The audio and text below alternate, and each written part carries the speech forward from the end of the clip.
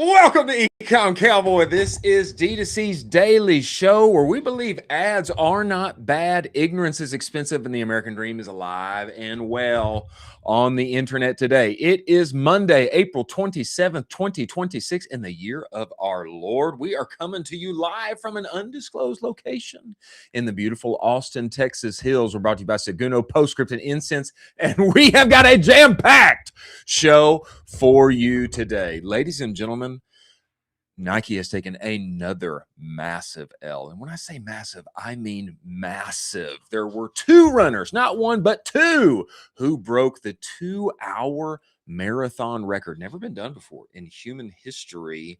Two men did it yesterday. They were both wearing Adidas. That's right. They were wearing Adidas. It's the lightest shoe ever. We're going to get into it. Anthropic is hiring a $400,000 per year events role. Are you not bullish on IRL and experiential marketing? I hope that you are. And come to find out, there are less Amazon sellers today than there were last year. That's correct. There are more and more sellers who are leaving the platform simply because they cannot make the math work anymore. We are going to be joined by Zain Ali of Zaineth Agency, your favorite poster of memes and shite on D2CX. He's going to be with us talking article maxing. He's got some important points that I think too many of us have missed on the timeline. Braxton Manley of Braxley Bands, Mystic Gum, now Shop Radio. He's going to be talking about what he is doing new, give us updates on all his other brands. And also Kevin Simonson is going to be joining us, CEO of adMixt, tech-enabled, unique, proprietary tech. Also, the guy works with like the biggest brands in our space, okay, which is kind of crazy because I just learned of his existence a few months ago. We're going to bring him on here, get his mind share on creative and winning on the interwebs today. As always, I am joined by my partner in crime, Colin Doherty. Colin, get in here. Get inside this show. Let's go. Are you with me right now? I feel Yeah, dude. I just ran a sub-2 marathon, so I'm a little tired. You did not. You I did did. not.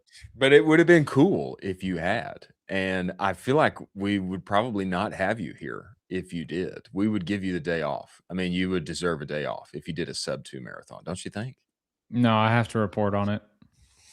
Have to report on it. Well, we appreciate a man of your accomplishment coming here. Massive L for Nike this week. Too big, almost too big. It's kind of crazy how big this L is. Jack, bring up this tweet for us. This comes to us by way of Darren Ravel. This tweet got like 9 million views or so over the weekend. Nike spent millions. Just about him. Oh my God. That just surprised me. That audio really surprised me. Nike spent millions of dollars trying to break the 2-hour marathon. And they did do it, but it was kind of like by cheating. Not really, but they used lasers and pacemakers and it didn't count. Adidas and had two runners, one of which is making their marathon debut. Yesterday, over the weekend, break the 2-hour mark, both wearing the brand new, lightest legal running shoe that is ever created by Adidas. This first guy did it in, bring us to the next tweet, Jack. This first guy did it with 30 seconds to spare. And the crazy work. The second guy did it with 15 or so seconds to spare. And he's just like he's an afterthought now. This was this guy's first marathon debut, okay?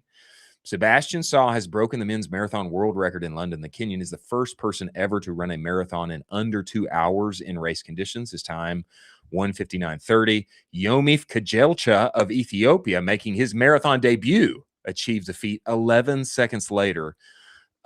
Incredible feat. And you can see the shoe here, okay? With Saw, he has written the record on it. And then Adidas came in very quickly behind this next one, Jack. I had to make the ad for it, the History Maker. Okay, this shoe is the lightest. It's the lightest running shoe that has ever existed. And Trung Fan had a lot to say about this. But before we get there, just initial thoughts, Colin. Crazy work that this happened. Nike spent millions of dollars on it years ago, never took place, not in an official in-race way. And now Adidas does it twice in the same race, one of which a guy who's never officially debuted in a marathon before. Yeah.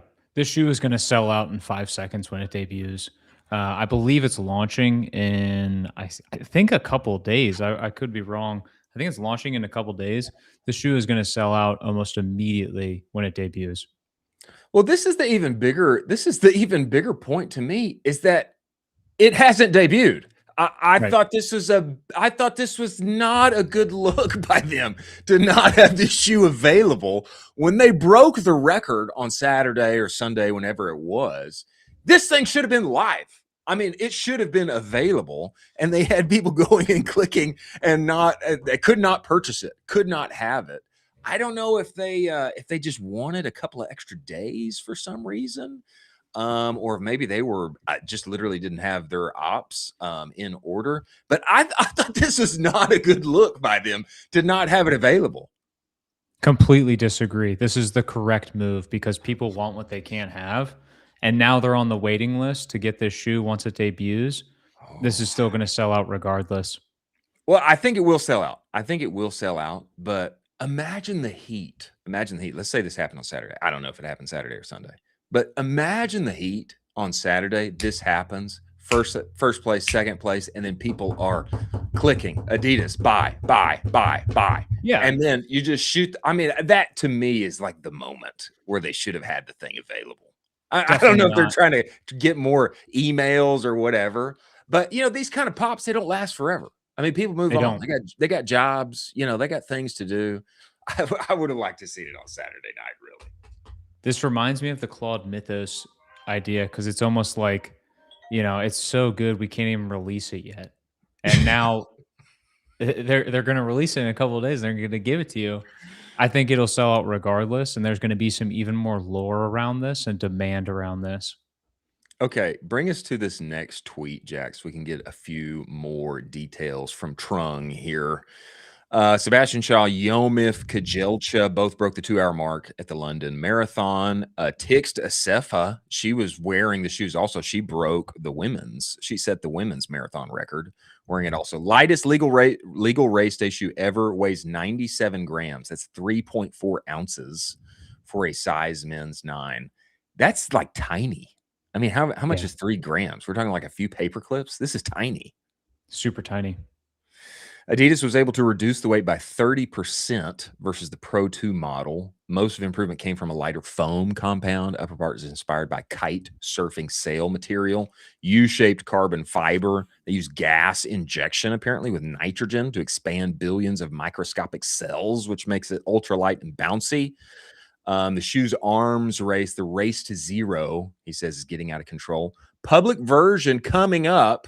Still, I think they should have had it on that night. But the public version is going to cost $500 per pair, which I think they could totally get away with. I mean, having done this, they could probably get away with $700, don't you think?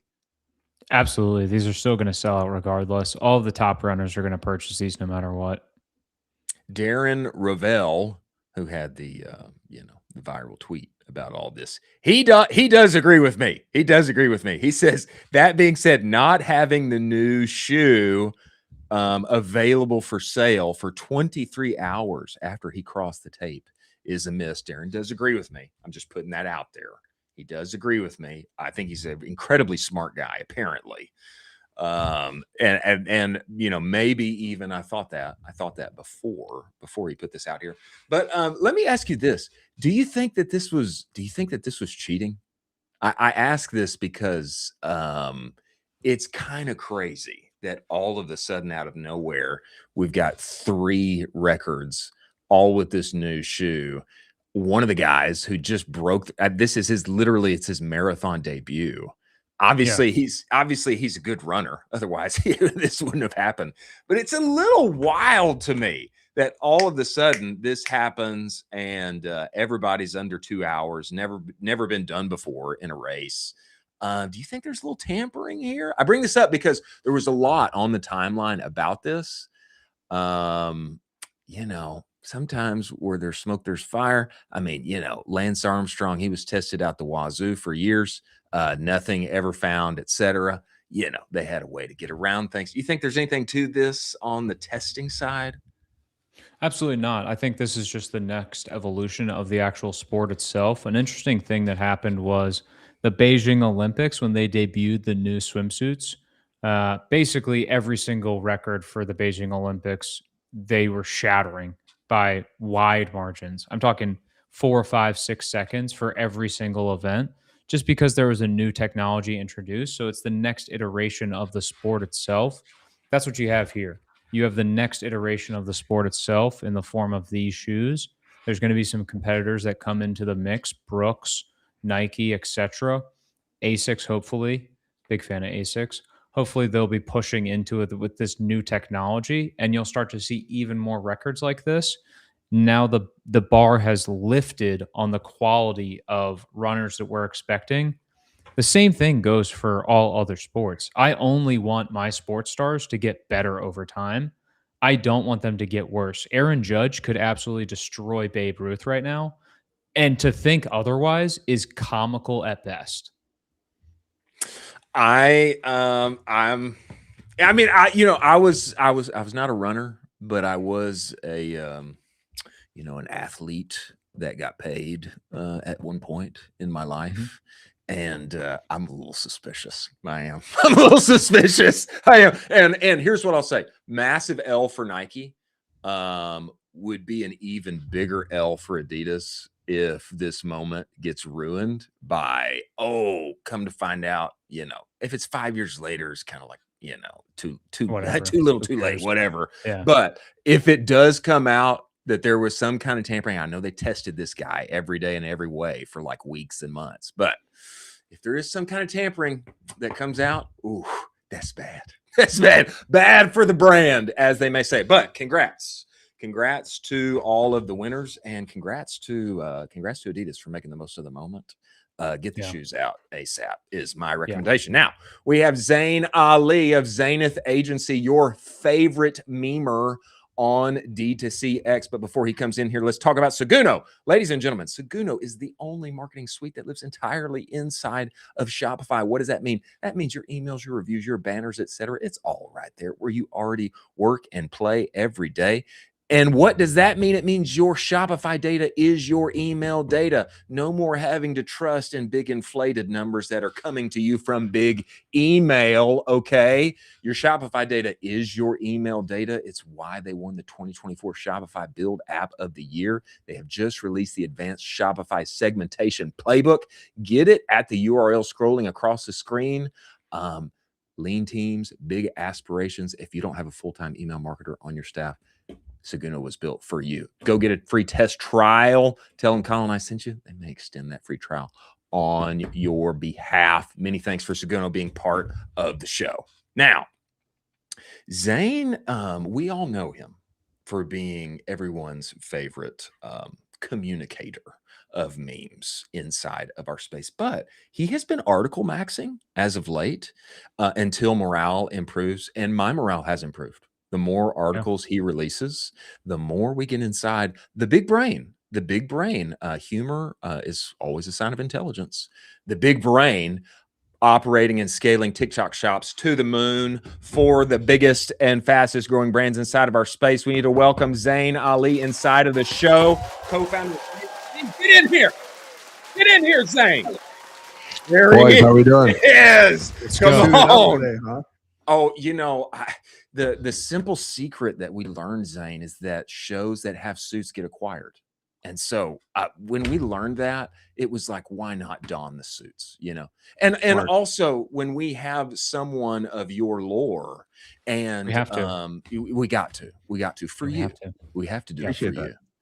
Zain, man, I have been enjoying your article maxing, and I notice, you know, not as many as I would like to see over the past few days. I love it when you double and triple them up, but one particularly that I wanted to hit on because I think this is too little remarked upon and seen inside of our space. Mary Ruth's 24/7 live stream, live selling on TikTok all of the time. This seems like I've seen videos out there, like people in China, other places, they got like a screen in front of the phone and they're doing it. But this lady seems to be actually involved. Huge business, huge brand. They're doing this all the time. And give us a little context on how they're actually making this happen and why they're doing it, because it's wild. And if we can all capitalize on something like this, why not? Yeah, for sure. I'll start from like the top. So you have obviously on TikTok Shop, you have short video, you have live streaming. Live streaming in like Asia markets like China is like huge. It's like 80% of sales. TikTok's been pushing in the US. We haven't really seen the kind of adoption that they were kind of hoping for. We're at like, I think across our clients, we're at like 13% live streaming sales. And I think across like TikTok Shop, it's probably like 15%. So it's not like as huge as Asia, but every month it starts to pick up a little bit more. So you guys should definitely have Jay on from, he used to be at Mary Roots. He kind of was a person who spearheaded their 24/7 live streaming operation. He started, I think there's one person that was just like live streaming 2-3 hours a day. Like they basically dropped in the Slack and they're like, hey, whoever live streams today gets like $150 or something like that. Some internal employee. He's actually running a very similar playbook now that he's running. I think it's Sprinter. It's like Kylie Jenner's brand. Same kind of thing. His like sister-in-law is like running like a few hour live stream. And then as it picks up, they just keep scaling it out, right? So it's not like they went from like 0 live streaming to like boom, 24/7 the next day. They started slowly. They started seeing like GMV per hour starting to pick up. They started getting more people to do it. And it's just like very like, I guess like bootstrappy. But yeah, now they do it 24/7. It's not even so much like, they're streaming like 4 or 5 a.m. It's not like they're making like a profit on it, but just think about how much, earned media they're getting just from everybody talking about the fact that they're 24/7 live streaming. I would think that's got to be a big part of this. Is like it's not even like the sales necessarily. It's just them always being there, available, the algo and spillover effect, halo in other places. I mean, is that the case? Yeah, for sure. I think like last 30 days they're at around like 300K or something live streaming, which is like, I mean, that's awesome. But this is on a brand that does like 3-4. Actually, the last 30 days they're at like 6 million. So it's like less than like 5% of sales. But you're right. It's just like the brand awareness, the like you're kind of retargeting. If somebody puts something in the cart and then at 2 a.m. they're scrolling through TikTok, they see that live stream. Maybe they don't buy off the live stream, but like that's another touch point for the brand, and that's just what they're trying to maximize. So I don't think it's a good fit for like every single brand. You should probably focus on short videos since that's like 80% of sales when you first start. But then if you want to play around with it, you start seeing success. There's other brands like Base Body Works and some others on the platform that are really crushing with live streaming. So it's something to play around with for sure. Wow. Do you imagine, I mean, you're probably so plugged into this entire ecosystem. Do you imagine a ton of brands are going to take note of this and start to try to build out teams for 24/7 live streaming now? Like, is this the new benchmark? It's like, well, guys, now we just had the sub-2 marathon. Now it's like, okay, guys, now it's 24/7 or nothing. Like, no, Peter, we can't do 18-hour live streams. It's 24/7. You need to get back in there. Here's a Gatorade. Here's some Red Bull, and get back in there. Yeah, I mean, like what's crazy is they've been doing it for like 6 months at least, like maybe even like close to a year. So like they've been doing it for a while. No brand that I'm aware of in the US market is doing 24/7 as well. They might be getting close. They might be at like 18 hours. But it's just one of those things where like a brand like Mary Roots has the budget to do it and not make money on it, and they're fine. They're a pretty massive company. For most brands, it's like you're paying for the studio space, you're paying for the live streamer. It's going to cost you like $200-$250 an hour with all the costs included. So if you're not generating at least like 300-400 GMV, it's probably not worth it, especially 4 a.m., 5 a.m. You're probably not.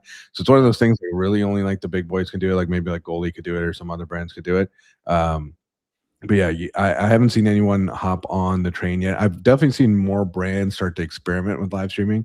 There's some live streaming only agencies as well that are starting to pick up a long road. Like I've talked to some of those guys, and it's like break even was like a good month for them, like just like last year, because they're paying like 25 to 50K a month in rent just for like the studio in New York. They're paying the streamers like at least $20-$30 per hour, and the GMV per hour just wasn't there. But now with like, you can put GMV max, like you can put ad spend behind like promoting the live streams, things like that, some new features. It's continuing to mature. I think honestly, like long term though, if AI gets so good at short video where customers just start to lose confidence in short video, you could see live streaming really pick up. You're already kind of seeing it culturally be pretty huge. Like just look at how many kids are watching like Speed Stream, Kai Cenat. Yeah. It's just it's the new thing for Gen Z. So I definitely see potential in it. It's probably not what I would recommend doing on TikTok Shop like month one. I would recommend like sending out samples and getting short videos, because short videos makes up majority of sales, but definitely something to keep an eye on. You know, you got some data. I'm just wondering, Zain, and you don't have to have this, but I'm just wondering, especially because like you're saying, a lot of times, you know, live stream, it's like, you know, costs, etc. Maybe we broke even. Maybe it's not quite there yet, but you know, it seems to me that the common refrain when talking about TikTok Shop is that it's not just what happens on platform, it's what happens on Amazon, it's what happens on Shopify, etc. It seems to me like for Mary Ruth or for others who are going deep into live stream, they have to be seeing something on the halo effect. Otherwise, you know, maybe the economics just wouldn't neatly work. And you know, people have argued that for TikTok Shop, you know, you know, in the first place, like, well, you know, I don't know, I wasn't profitable for the first couple of months, etc. But there's got to be something on that halo effect that is measurable, significant, and worthwhile to invest in. You know, we just had Phoenix Ha on. She was arguing, you know, in the same direction. I mean, is there something there? Is there a there in terms of halo effect, live streaming? Would you guess? Yeah, I mean, we've seen for clients, like we've seen anywhere from like 20 to like 50% spill over to Amazon. It gets easier to measure if they're doing like one product on TikTok Shop and they have like 20 on Amazon, then it gets pretty easy. Like if the whole Amazon grew by like 5%, but that one product that's on TikTok Shop grew by like 20-25% since you started TikTok Shop. Now it's pretty clear. If it's like branded search that's picking up, that's pretty clear. So we've seen between like 20 to 50%. We've had like one brand where it was like nuts because they actually got into like the #1 like keyword ranking for like their search term. So like that blew them up. So it really depends on like where are you on ranking on Amazon. If you're like brand new on Amazon and it's like at the 50th page, like maybe you won't see a big difference. But if you just went from like second page to first page, or like third search result to second search result, you know, that's going to affect it a lot. I think if you talk to Portland Leather Goods, I know their CMO, he was saying like 100% spill over to Amazon. So Crazy. Really like it's nuts. It depends on like how much is it cheaper on Amazon. If it's cheaper on Amazon, you're gonna see more spillover. Is it a type of product that you need urgently? Like if you need it in like 2 days and you're getting free 2-day shipping on Amazon, but on like TikTok Shop, they're not on FBT, it's like 3 to 5 days, you'll see more spillover. So there's a lot of factors that affect it. But yeah, I think for brands that are big on Amazon where they're constantly getting squeezed, like every week there's like more fees, there's like somebody has to deal with, like the payment terms are getting worse, you're getting paid a week after delivery, they're not letting you use credit cards on ads, like whatever it is, Amazon's getting tougher and tougher to make a dollar on. And then if TikTok Shop can send you over some like free bonus traffic, that can really make a pretty big impact on the business. Zain, could you talk to us behind your thesis for article maxing? You're basically blasting out articles left and right. Is it the same thesis that you just explained for you're trying to rank higher in the search results pages on X? I mean, everybody knows that you love X. You're better at X than I would say 99% of the population. Everyone. Everyone. There was one tweet you had, I won't say it on the show. I lost my absolute, I was dying one day and I shared it with Chris and I said, this is the funniest thing I've seen in weeks. And it was like 2 weeks ago. We can talk about it after the show. But I have to know the thesis behind article maxing. Yeah, I think like in general, whenever you see a platform launch a new tool, they're going to push it pretty heavily because they're trying to get a ton of data behind it. So whether if it's like Instagram's launching a new placement and you're like the first person to start running ads to that placement, that can be like a pretty strong ROI. So Isaac from like Mini Katana, he started with like with some like articles, and he was telling me, he's like, these are getting like crazy boosted, right? Because they're trying to just test out if that long form content's going to go well. So for me, it's like a lot of my content is just like like memes, which is great because I get to meet a ton of people and kind of get brand awareness that way. And it's just a lot of fun. I mainly do it for fun. But the articles is like something where I can actually drop like TikTok shop related content. And it's actually targeting like a whole different audience. Like I'll get more followers from the articles than I'll get from the memes, because the memes, like pretty much everyone has seen them at this point. So it's like when they're going to follow me or they know about me, they already kind of do in the D2C bubble. The articles are like hitting some like new ecom brand owners, 7, 8. Like we've even had like a 10-figure brand that like mentioned seeing the article like on a sales call. So it's just a different way to get exposure, and it just goes back to like every time you adapt a new format, like there's going to be new people that you come into contact with. Like some people only watch videos, like some people only watch like live streams, like some people like to read articles. Everybody is like in a different kind of perspective in terms of what type of content they want to consume. So if you're able to adapt across like content types and formats, then I think you're able to reach a much broader audience. That's such a good point, because some people consume media in a specific way only. Like there are some guys that I know who only consume short form, and I'm a huge fan of long form content. I like absolutely love it so much more than short form. And so the way to get me is just a long form, long video. I love that. I love the thought process behind it too. Long form, it's just better to communicate something more complex too. Like if you're talking about TikTok shop, it's kind of harder to communicate all that in just like one meme. Yeah. Zain just gave us a little flex there, you know. Yeah, we had there was one 10-figure big boy. Little 10-figure company came in, you know. Can't talk about him. Can't talk about him. Yeah, can't mention who they are, you know. NDAs. NDAs. Like that. Got NDAs. It's too many. It was it was George Steinbrenner from the Yankees. But anyway, we won't mention who it was, Well, I think Zain, and I think I have thought this for some time, but I am more convinced over the past few days, and I'll mention why. I am more convinced that your strategy, your content strategy as an agency owner is goated, my friend. And here's why I am convinced of this. We had a Rabah Rahil. He's back from Euromaxing. Vision Quest 2 is over. 2.0. He is back stateside, and he just dropped this little framework. He's talking in the vein of software, but I think it applies for anything high ticket. He's like, people need to know you, like you, and trust you. And number one, I think the biggest problem that we have is that people don't know who we are. That's a problem. It's like base problem number one that every business has. Nobody knows that you exist. And that's where I think your memes come into play. Because, when people discover you through those memes, it's like, yeah, Zain, he exists. I like him. He's funny. Maybe I've never even talked to him, but I know of him. And then I grow to like him. I grow to like him because he's funny. And, even the jester, the king is happy to sit and talk with the jester. You make somebody laugh, you can gain an audience there. But then you come on this backside and, let's see what you've been doing. Got the new pod that just released, with Isaac. What's the podcast called? Yeah, it's called What's Working. And it's basically, we're just talking about what's working in e-commerce, business, everything. Everybody should go and follow and listen to What's Working. Available everywhere, I would imagine. Zain, is that correct? Yep.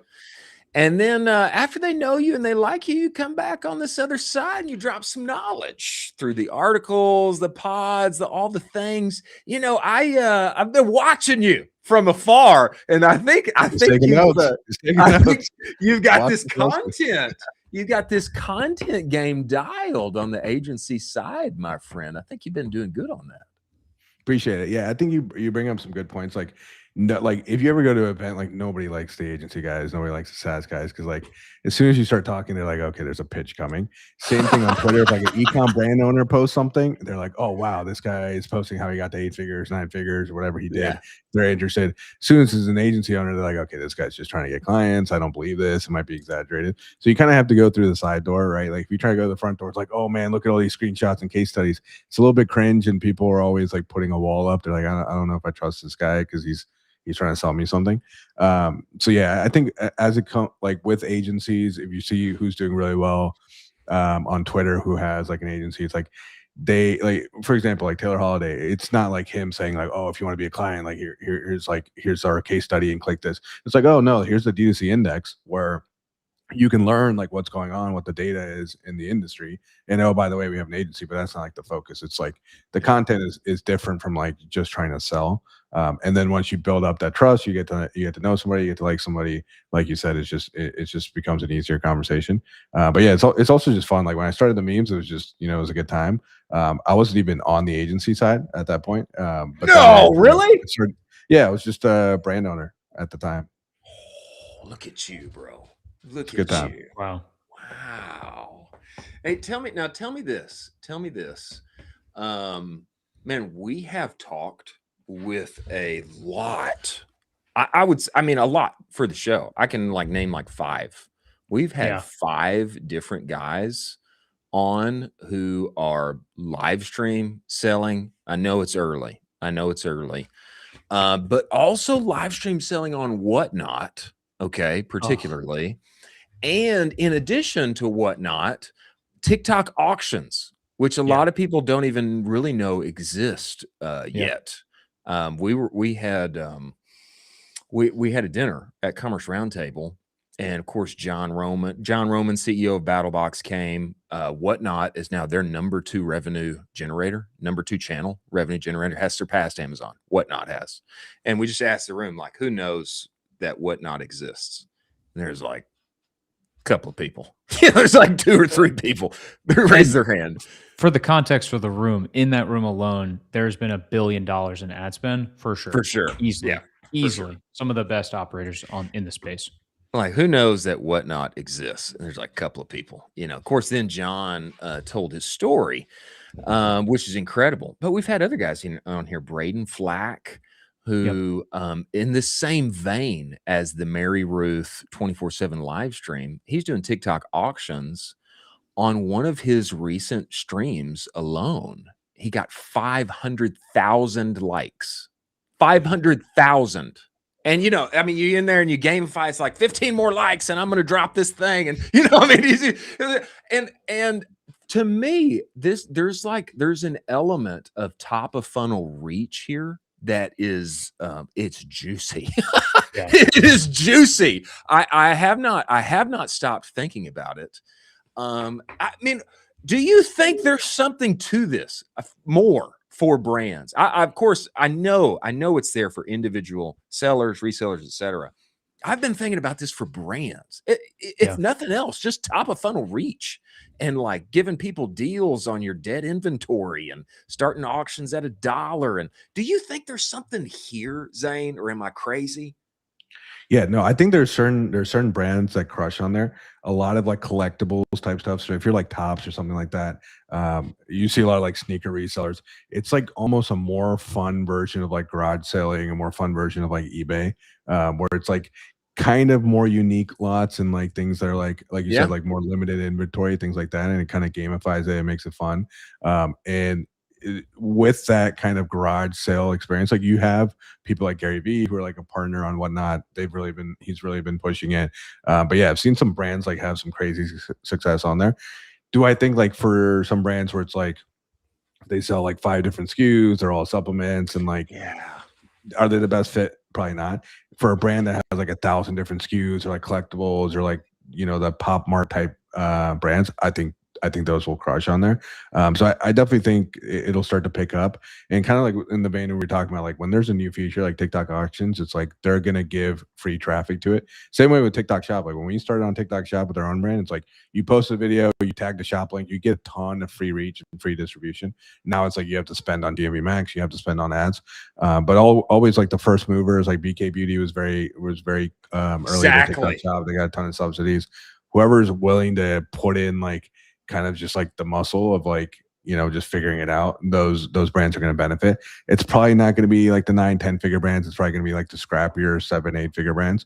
But more power to them. Like some of them will go from 7 to 8 figures just off of auctions. This was little talked about over the weekend, but actually CEO of Whatnot was here. He was in Austin. There was an Austin Summit gathering or whatever. Kip Rowland, Colin was there. Yeah, he was there. gate kept the whole thing when he joined us on the show. He didn't tell us about it at all. But man, I think there's something here.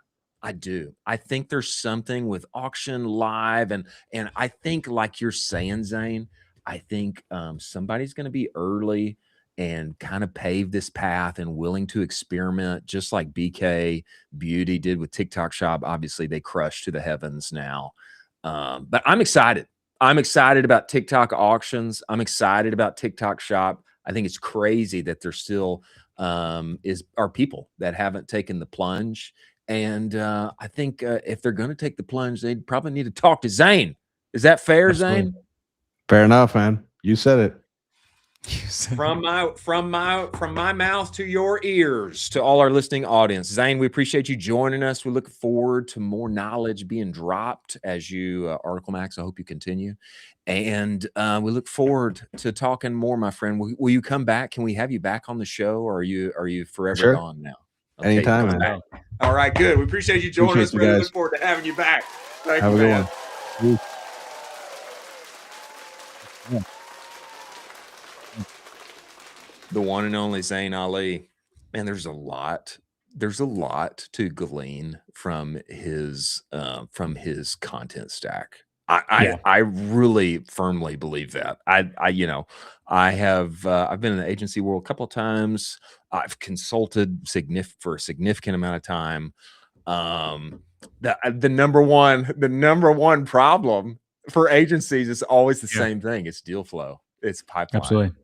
And know you, like you, trust you. There's a lot of people that know him, like him, and trust him and are working with him, and it's working really well. Yeah, he's doing a great job with content, and it's exciting to see him starting to get some really good wins under his belt as well. And it's exciting to see also the quality of the content he's producing, along with the funny memes as well. Yeah, totally. Now, Jack, we have Braxton Manley coming next. Is he here yet? If he's not here, we've got some more. Oh, he is here. Wow. I mean, so Braxton Manley, for those who don't know, he is like OG Austin business family. Okay. His family is big time local business, have owned and operated one of the best Mexican food places in the entire area for years. Okay. And I think there's like some roots there for why he has been so successful on the internet. Braxley Bands started in college. Incredible story. Took Texas Tech by wildfire. Making Apple Watch bands, continues to run, has been incredibly popular. But the guy's a serial founder. Okay. Yeah. On top of that, he's got Mystic Gum. Okay, there's another one that I'm missing right now from my head, but he's also co-founder and CEO of another brand. And now the guy has a unique radio offering. That is correct. Shop Radio. We want to get the update on all his brands and what he is doing on the interwebs, particularly related to radio. We need to welcome to the show Braxton Manley of every business you've ever heard of. Get in here, Braxton. Get inside this show. Let's go. Come on. Wow. Look at you. Unbelievable. Tip my hat to you, sir. Welcome to the show. We appreciate you joining us, brother. Thank you. I'm so happy to be here. What a dream. Now, man, it was great to catch up with you at Commerce Roundtable just for a little bit. We didn't get to catch up as much as I would have liked. But Braxton, man, give the people foundation on yourself, background, because brother, you are like a serial founder. And I don't know how you keep all these things operating and all those plates spinning in your head. But give people background on you and all that you've got going on right now. Yeah. So thanks for the intro. So I grew up with helping my family run a Mexican restaurant on 6th Street in Austin, which has always been a great little entry point into the magic of entrepreneurship. But in college, when I was 19, I started an Apple Watch band company, and we were basically one of the first third-party Apple Watch band brands.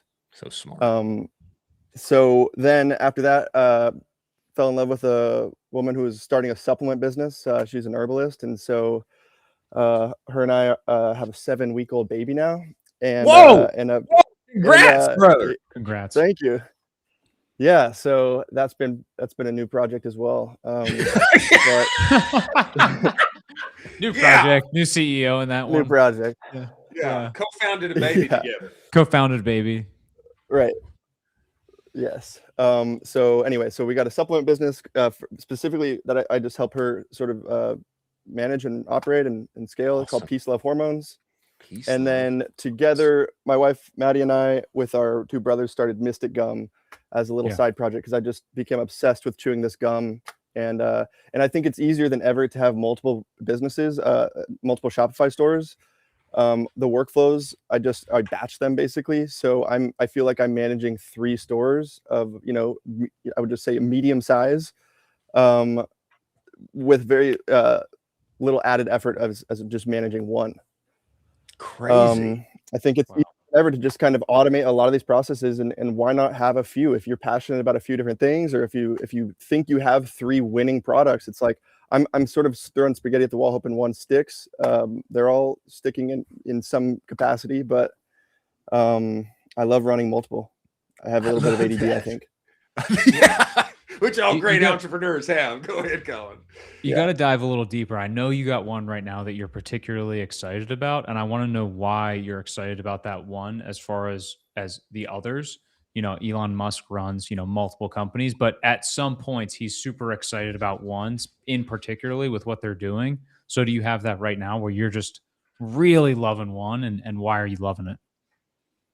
I mean, honestly, what I'm loving is one I didn't mention yet, which is Shop Radio. Tell us, brother. Tell us. Let's go. Okay, Shop Radio is so cool. And as a store owner, I can't believe this hasn't existed yet, but it's a way to add generative audio to your store. So all you got to do, I'm actually waiting on the Shopify, whoever is in charge of approvals of apps to go into the Shopify App Store. I've been waiting on them to approve this thing, but it's beautiful. And if Mr. Shopify approval guy, if you're listening, please approve Shop Radio. The merchants of this community would love to have it. But all you got to do is basically put in your domain you just download it, but it will generate a 24/7 radio station for you. It's your owned music, your owned audio that your customers can enjoy listening to while they're shopping. So a great example I give is if you go into the Abercrombie store at the mall, they're playing awesome music. And if you shop on Abercrombie's website, it's silent. And the reason in the past for that is kind of because of copyright issues, and you can't just stream artist music on your store. But now with generative music, with AI, you can come up with a 24/7 live stream radio that is literally unique to your own store. So nobody else has this music.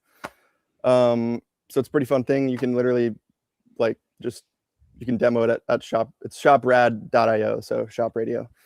Shoprad.io. I'm going to it right now. Actually, I was looking at it earlier. Shoprad. Oh, yeah. Shop Radio. Shoprad.io. I got it. Oh, yeah, I got it. Yeah. So keep going, Braxton. Yes. Keep going.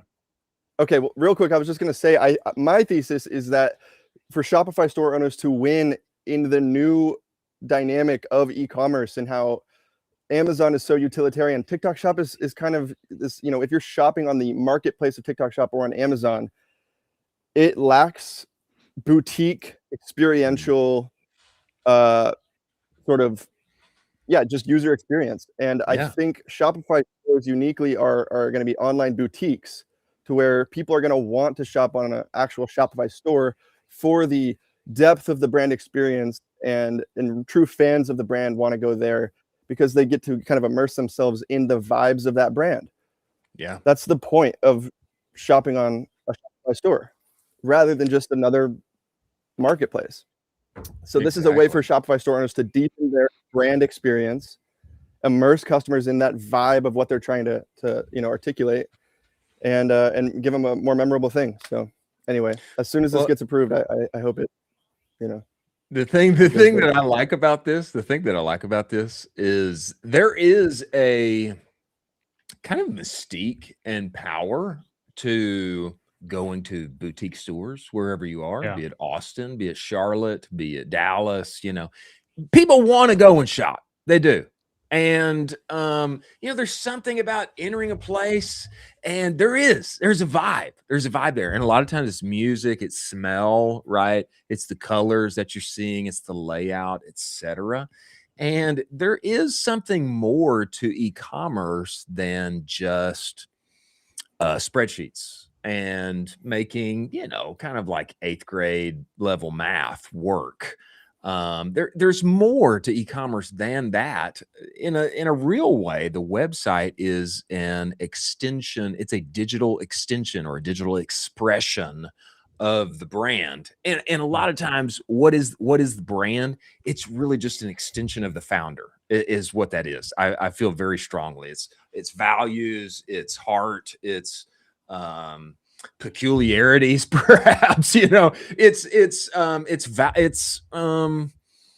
aesthetics.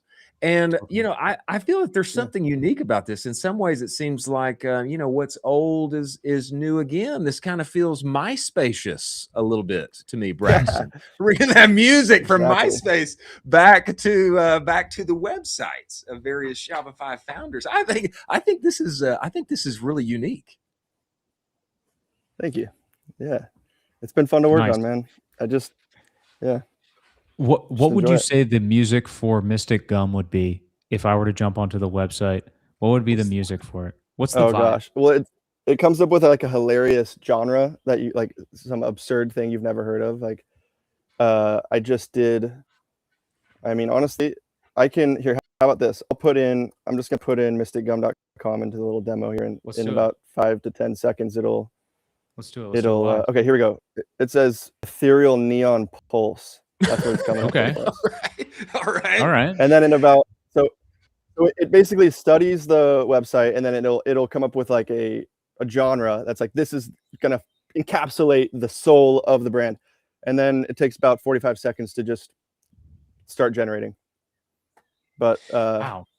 All right, so yeah, I mean, I have it generating right now just for fun, but there's all kinds of other. Can you work in messages to it, Braxton? Like, as music's playing, or are there breaks? Like, where people typically listen to radio. There's like a break. There's like a message. Can you work in something like that? Exactly. Like, imagine your voice popping on and being like, shop early Black Friday, just letting you guys know, like, Black Friday, the sale drops tomorrow. Like, you can sort of pop in as a radio announcer. We have that feature set up. I'm trying to continue to make it better, but that's awesome. It is awesome, man. It's a thing. Yeah. So yeah, we're calling it promo spots. That's amazing. It reminds me of the radio in Grand Theft Auto. When you would jump in and steal a car, you could start to mess around with the radio and get different vibes for the car that you stole, and just start to mess around. But you would actually kind of endear yourself, and it would totally change the vibe of the game based off of the radio you're listening to. And they would actually have like talk radios in the game and stuff like that. There's a super fun angle for this to not only just deal with that first initial layer of generative music you have, but you could also have multiple stations on here and let people kind of fine tune a little bit to their vibe, whatever they're feeling for the day. I love this. Yeah, very interesting. Very interesting. Thank you. Tell me this, Braxton. I feel like that, and Colin and I have talked about this at length since we started the show, January 5th. We feel very strongly that this is the era of the one-man brand. It's the era of the one-man marketing team, the Superman marketer. It's like the tools that are available to us now allow us to be more productive than ever. It's not that people are working less; they're just doing more, with the tools that we have available. And man, the way that you described your workflow now, where you're able to operate 3 different brands all at one time. I mean, brother, tell us more about that, because you are the first person that you're the first person that I've heard about this from. We have talked to several one-man brands. We have yet to talk to a small team of people who are operating, 3 to 4 different things at one time. And tell us about your workflow and what that looks like when you wake up in the morning. Yeah, absolutely. Sorry, I think my laptop's overheating. I think we lost him. Texas. His think we laptop's lost him. overheating in the Texas sun. Back. He's getting in there. Oh, I'm getting in the shade. I think I'm back. there we go. Talk to us Back. now. Okay. Yeah. So, I mean, I think it's easier than ever to take on the bulk of the workload here as a solo guy. But I mean, I do, Braxley's our highest revenue generating brand. And I do run that with my brother, just him and I though. And, we've slimmed down the team. We had probably 5 or 6 different agencies at one point and no profit. And now we brought up so much in-house, and with that came a lot more profit. And so I'm constantly trying to keep up with the latest AI stuff to be able to implement. But yeah, I think that's the best lifestyle, is running a one-man show. And then there's so many perks on the other side of that you don't necessarily think about. I mean, it sounds silly, but like all the credit card points we own, I get to travel with and spend as my like fun coupons. And if we had a big team, I wouldn't get to do that. And I mean, I always kind of wanted to set this up to be a lifestyle business where I could, go off and travel and do cool stuff. But yeah, I'm pretty excited for where the next 6 months are going to be, with some of these AI tools. I think a lot of loops are getting closed with, Meta, or I should say like Triple Whale, really understanding Meta and then being able to generate new ads for you based on the ones that are working, and you have to be less involved than ever. And, same with Klaviyo, like there's only, I mean, a few little gaps I would say left before you can sort of just like turn things on and kind of oversee the operation as a little maestro. Wow. That's unbelievable. From his mouth to our ears, ladies and gentlemen. Braxton, I love what you're doing, brother. And man, we appreciate you coming on here and giving us some little sprinklings of everything that's happening and the new stuff that you got going on in your stack. Before you go, Braxton, I mean, are you Claude pilled? Are you all in on Chat GPT Image 2.0? I mean, what's your tool stack look like, brother, as you operate all this? I mean, you mentioned Triple Whale, and Moby and Facebook. What's your stack look like? Yeah, I mean, I think Claude is been amazing. That's what I probably use to do a lot of like the managerial tasks. I built Shop Radio in Lovable. That one's been really fun to use. And amidst all this fancy stuff too, I've gone back to using a pen and paper for a good old fashioned to-do list. Oh, let's go. Nice. I love that. Going back to analog, I appreciate the analog pushback because I am as well. Back to analog, baby. It's tried and true. It's tried and true. I've got my yellow notepad over there. I do have to say it's blank right now because I haven't been using it that much, but I do have actual cards here. So I'm trying to be like you. I'm trying to be like you, Braxton. Brother, we appreciate you joining the show. We're gonna be following Shop Radio and everything happening here. Hopefully that is a speedy approval in the Shopify App Store. Yep. And we look forward to having you back and getting you back for happy hour, dinner, whatever happens next with Supper Club. We appreciate you, man. We love what you're doing. Likewise, you guys are awesome. Thank you.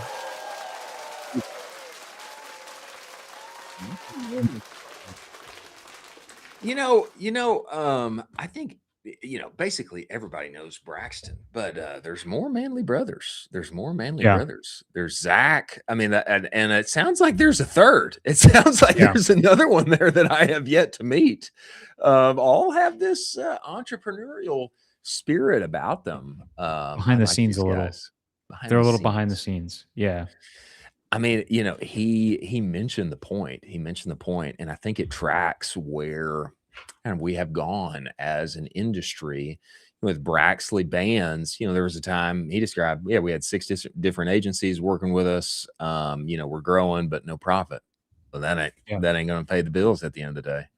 And what they've done is thinned down, gotten lean and mean, profit generating machine. And now it's him and his brother doing it every day and in every way. And that has become, a real win for them.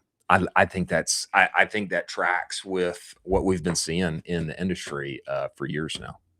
Yeah, and his ability to go from zero to brand really quickly. He's just going based off of his interests now, which is unbelievable. 0 to brand in 5 minutes. That's what Chat GPT 2.0 promises. and he's doing it. I think it'd be interesting to play around with the shop radio and see what happens. See what happens next. Okay, as we move forward here, I believe we need to talk about incense. Have we talked about incense yet? I don't believe that we have. Let's talk about incense, Jack. Bring us up to incense. Ladies and gentlemen, don't we all want better ads? Yeah, we do. We do. We want better ads. And we'd love to have actual humans involved in that process, but it's so disjointed, manually negotiating usage rights, finding the right creators, etc. That is why Incense exists. It is the all-in-one UGC and influencer marketing platform, vetted creator marketplace, not just you finding people, but them applying to you, automated influencer outreach, built-in campaign management. You can get content as little as 14 days. So much better than just finding a rando TikTok and hoping it changes the trajectory of your business. They just released the UGC Playbook 2.0. Get it at that link scrolling across the screen. Got good news for you. Andromeda is here, and modular UGC is the path forward. Go to incense.pro, test drive the platform for free. Tell them Colin and I sent you. Many thanks for Incense being part of the show. Now, as we move forward here, there is a very interesting content series that has been released and is continuing to unfold in our world. And I'm talking about the Postscript Skeptics season. Let's go. That is coming forth here. Jack, can you bring up Yes, this is it. Okay, I wanted to bring this up for a few reasons. Number one, yours truly may or may not be making a episode debut tomorrow. Okay, that may be happening. You have to tune in and watch to see. But we have remarked on this. I think that this is so smart of them. Postscript, everybody knows them. They've been crushing an SMS forever. But sometimes it's as Zain intimated. Sometimes it's hard to get people interested and into your workflow, the new things that you're doing. Sometimes there's a little bit of a wall there. You got to get creative, as Rabba was on the show talking about at Commerce Roundtable. Scroll down here, Jack. I just want people to be able to see what this is. For those who don't know, they have they've created this 4-episode season called Skeptics, and it is to introduce to people what is possible with their AI shopper that can have one-to-one conversations at scale with various brands. But they've done it in a hilarious way. There's 2 episodes available now. Keep going. Keep scrolling down here, Jack. Essentially, they want people to see, like, hey, your brand voice, your brand knowledge, like, we can ingest all of that with our AI now, and we can allow you to make money when people text you back and you leave them on red, or even worse, you send, like an email responder, like follow up here. Okay, this QR code, not only do they have like a truly funny content piece around it that's multi-week, but scan the QR code, you can actually text with their founder, Julian, who's like the main, kind of maniac in this series. And then you scroll down here, you can see like who their main characters are. Colin, I don't know if you know this, but these people are like actual comedians. Did you know this? Yeah, because I recognized Toro from another YouTube channel that I follow, and I was like, oh my gosh, I know him. I've watched him before on other stuff. Yeah, exactly. Click on one of these. Click on what's his name? Tori? Yeah, click on him. Okay, so when you click here, it goes to click on their Instagram profile. You click on their Instagram profiles, you can see all of these people, they're like actual comedians. I think if I were producing this series, like, we can't see their Instagram profile right now for whatever reason, Jack. But I think if I were producing this series, I would just try and pull like the funniest people at Postscript. It's just like, get in a room, like, let's write a script. They did not do that. They went and got like actual comedians, okay, to play these roles. And they also brought yours truly in for a little cameo. But I just want to highlight the multiple layers that are happening here. Number one, it's funny and it's interesting and it's different. Creative swing. Okay. That generates buzz. I want to watch it. I want to laugh. Number two, they have a real new development for their product that they want to bring you in on. Okay. So there's actual tech and hardware or software to this that can make you money. And this whole series is not only entertaining, it's introducing you to that. Number three, they've given you a way to actually interact with the tool. Okay, text Julian, talk with him, fizzy soda, see what it's about. You can go and shop the actual fizzy soda products. Okay, all of that. And then number 4, they like actually brought like real Hollywood talent in here to actually make this thing. I thought this is incredible. This is unbelievable. I would be amazed. Who else in the space is actually doing something like this? I can't think of anyone who's I doing can't think of something anyone. just like this. It's so interesting. It's so unique. And I am genuinely looking forward to episode 3 and 4. I've watched 1 and 2, and I am genuinely looking forward to 3 and 4 because I want to see how the story ends. And so now they have hooked me, and I am a part of this entire watching experience. You better be acting well because I'm gonna razz you if I see poor acting from you. So I already hope- saw a little teaser clip from somebody from your acting earlier, so I better see the full clip well. Well, that may or may not have been the full clip, but anyway, we'll see. We'll see. I think a few things about this are compelling, and I think kind of meet the moment for where we are in D2C, especially if you're on the software agency side. I think that cold outbound is going to get a lot harder. And I know that a lot of our friends out here, much of their business depends on being precise with cold outbound. That's like a lot of their lead flow. It's a lot of how they get deals done. Well, with AI and the proliferation of text and all the things, like what's going to happen in cold outbound? Probably everybody's inboxes are going to get 2 and 3 times more congested. I mean, am I crazy on that, Colin? I think That's everybody extremely accurate. Okay, so everybody's inboxes are going to get way more congested than they are now. And you see tools like this all the time. There's a new one the other day called Draft Board. It's like, how can we work out cold and make it warm? Okay, in that environment, what's going to be more valuable than ever is interesting content and IRL experiences. You can actually get in touch with the people, know them, like them, trust them. How do you walk people through that? You got to create content that's winsome, that's inviting, that's entertaining. And then eventually get face to face with them, shake hands. They already know you. They already like you because they watch the content, etc. They meet you, get on a call with you. Now they trust you, give you dollars. Okay. Now, I think that this is really smart, and I don't know anybody else who is executing on the content side in this same vein right now. PostScript's the only one that I know who is doing this, but I think that this is going to be a way to win forward on the agency side. Look at what Zain's doing on the software side. Look at what PostScript is doing. You remember the commercial essentially that CTC released not too long ago that had Sean in there, it had Borelli in there, and all the things. I think there's an element to this that everybody in our space on the software and agency side needs to take note of, because I think it's going to be more needed, and people who are investing in it now are going to win in the days and months to come because of it. I think it's going to yield more deals. Yeah, I completely agree. I think it's so well done and interesting. It's genuinely interesting to watch, and they are basically Zainifying the B2B software side of things by making themselves hilarious. And they are, and they very much are. Absolutely. In that same vein, let's talk about PostScript. Why not? This is a great place for the ad read here. Great place for the PostScript spot. Ladies and gentlemen, if you're not working with PostScript, I don't know what you're doing. Okay. When people make the switch from whatever SMS they're involved in to PostScript, you see an average plus 22% increase in SMS revenue. They're the only player in our game whose real goal and endeavor is to make SMS your #1 revenue generator. Go to the conversational report, direct-to-consumer.co/the conversational report. You're going to get all the deets behind why they created the Skeptics series, what their AI shopper can do, brand appropriate, brand product knowledge, etc., how they can make you more money by having one-to-one conversations at scale with your customers who are texting you back that you're leaving on red.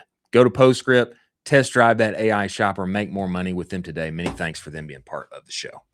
Now, one more quick story before Kevin Simonson of adMixt comes to us. Anthropic is paying $400,000 for an events person, $400,000 per year. If you can bring this up, Jack. Yeah, look at this. Okay. This tweet was from Andrew Young. If you're not bullish on IRL, I don't know. I don't know what you're thinking, because Anthropic sure is. And maybe it was because Robba roasted their marketing when we were talking at Commerce Roundtable. I don't know, but Anthropic is paying up to $400,000 per year for an events role, which is like kind of crazy. But they're looking for someone to own the execution of brand experiences that translate Anthropic's values into physical moments. I know if Robba were here, he would say the Claude Cup needs to exist in the F1 vein.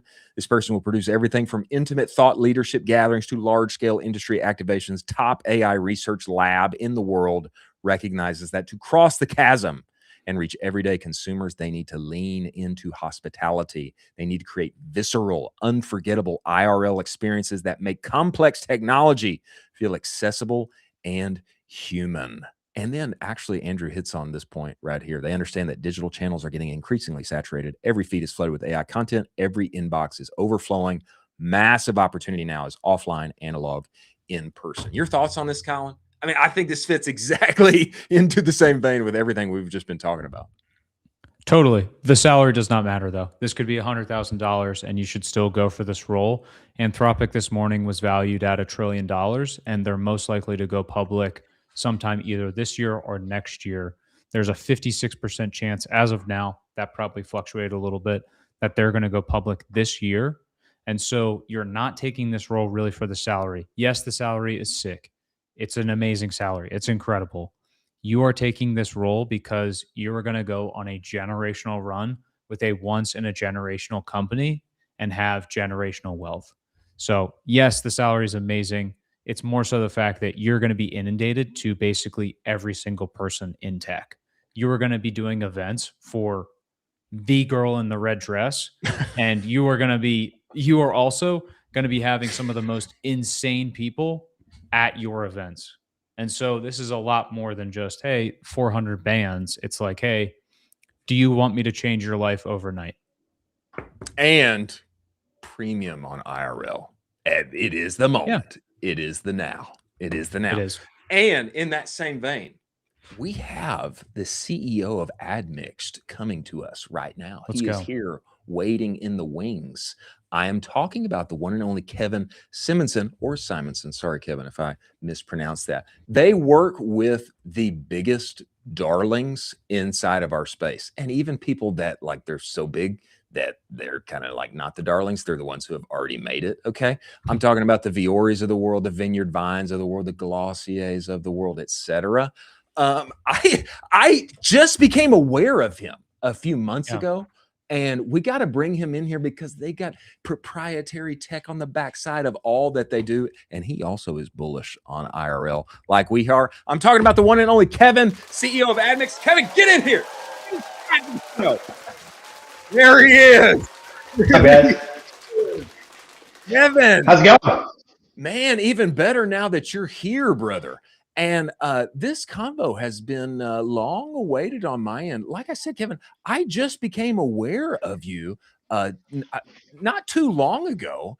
And I feel like we need more of your brain in word form and video on the interwebs so everybody can know all the goodness adMixt is doing in the world. There's a reason. One, I'm kind of old for our space in that, I started an agency back in 2015. I built it up and I sold it to W Promote in 2020, worked for them and then retired. So Did you really? Yeah, I took like 2 years off. And I still talk to a bunch of agency people and brand people. I mean, I've been pretty fortunate. I know you guys had Chad on the other week, but like his first marketing hire used to work for me. I had a former employee running AG1, Farmer's Dog. Like they've all, I mean, it's really awesome part of building a company is watching your employees go on to do that kind of stuff. Yeah. But yeah, I was largely chilling and hanging out, which was weird. But that 2015 to 2020 stretch, certainly I was just heads down. Wow, man. Well, that gives me good context here. Go ahead, Colin. what pulled you back in? Because there's a lot of founders that have that exit and they're like, hey, peace, I'm going to be in Europe for a while. You're not going to see me. I've talked to a couple of guys that are in the midst of basically they're exiting. They can't really talk about it. And they're like, you're not going to see me for like 4 years. I'm going to be in Europe and bye. So what made you come back in? It's a good question. I mean, I was in a cool spot where I had some offers that were really good. And I was just, I mean, I've told people this because it's true. The easiest way to lose money is to sell your company and stop working. Like I lost 20 to 30 pounds of stress weight. Just like not even changing my diet, not even changing my exercise. Like it beats you up. Like in client services is grind, and that's okay. Like, you know, you sign up, I think, for a reason, and you know that going into it. But I just said no for about 18 months. And then I emailed a few people, texted a few people and said, hey, I'm interested in just consulting, like nothing full time, while I try to figure out if I wanted to start a brand. I started a whitelisting kind of publisher project as a hobby. Like I learned to golf, like whatever. I was just like living life. Oh, I had a kid. That's kind of a big deal. So kind of a big deal. Yeah. Right. So eventually, like when you're consulting, you get exposed, right? You get to like see a bunch of interesting things and like go a little deeper. And like, that was a nice little segue into like, okay, am I interested in this? No, maybe nominally it sounded cool, but now that I'm doing it, I don't like it so much. The thing I liked the most, honestly, was working with private equity firms on due diligence projects. Most of my referrals from Metric Digital, my old agency, came from private equity. So, you know, we were all aligned that like the goal here is to make them money. It wasn't pretty decks or nice dinners or whatever, or events, which have a purpose. I was listening in, but like, it was like, oh, we make you money.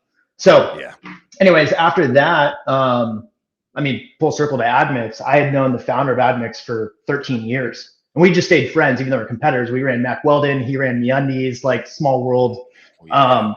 He was the only growth marketer I knew that was a real engineer. Like he was the CTO of a publicly traded company. So like he's got chops, which is very rare in our world. So I was like, oh, adMixt is always doing super interesting things. I mean, even as competitors, I was like, if there's a technical problem I can't solve, I'm going to send it to Zach.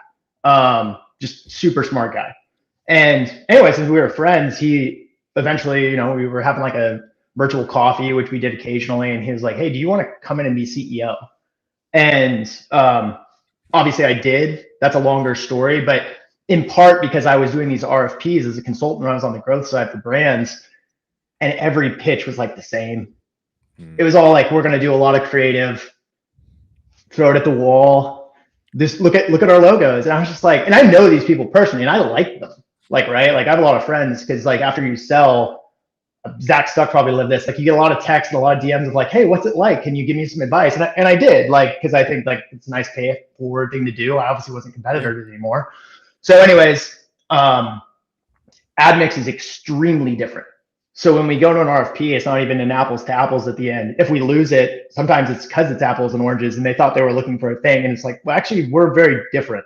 And you touched on it in the beginning, but you know, that was one of the other reason was, and you kind of noted this with the brands, like the average brand stays with us for over 3 years. A lot of them are pretty massive, cool businesses. It's not just D2C at all. Like we have D2C, but we have a massive app client. We have huge lead generation clients. So it's like, the problem with adMixt is nobody knew they existed.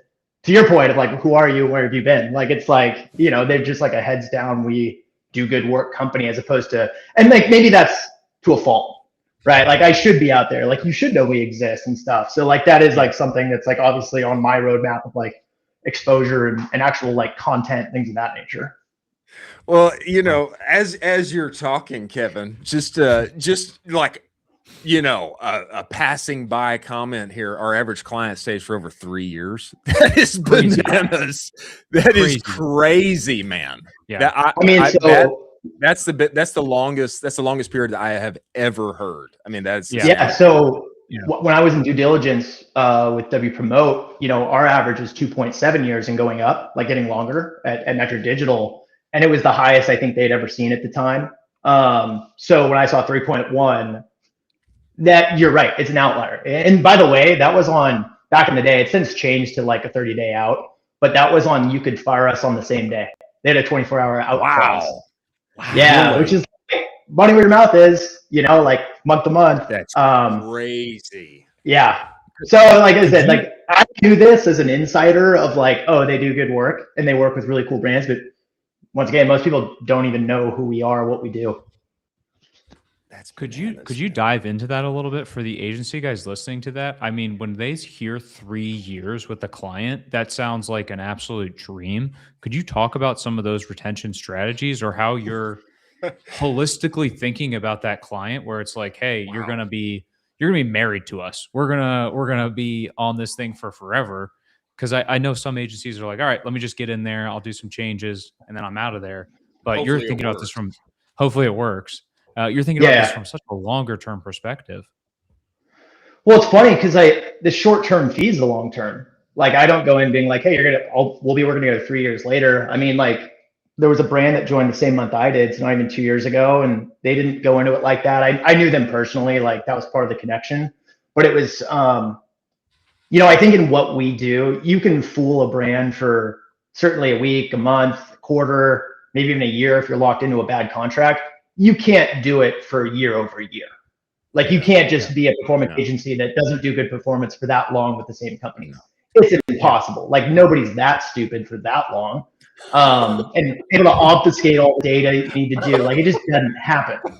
So anyways, we think short term, the days build into weeks, builds into months, builds into quarters. And if you just keep on going up into the right or hitting their goals, like they're not going to leave.